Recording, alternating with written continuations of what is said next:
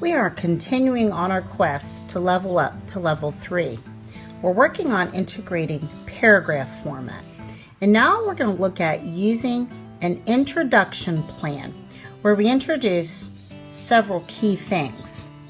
This is going to help us talk about the text we read before we actually get into the details. Now I have a simplified plan that will work with just about any text that you read.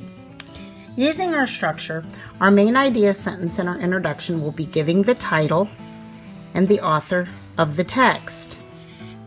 Remembering, of course, to underline titles. Then we'll move into our details.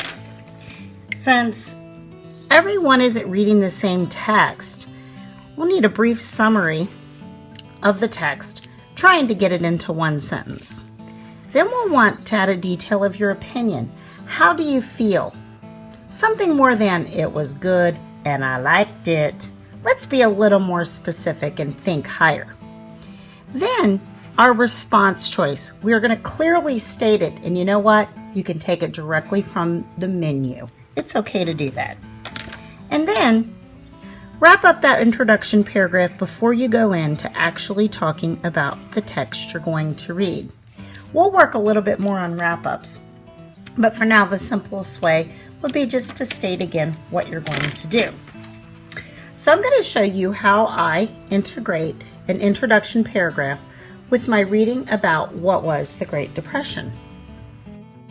Notice how, as I'm writing this introduction, I'm going back to the plan. I'm checking off each part to make sure that I include it in this first introduction paragraph. I'm also going back to my choice menu to check that carefully. So I wrote my text centered around the prompt of picking 3 events and their causes. And if you noticed, I was checking off the parts as I read. Just to be sure that I followed this introduction plan, I'm going to go back and highlight my sentences. Do I have a main idea sentence with the title and the author of the text?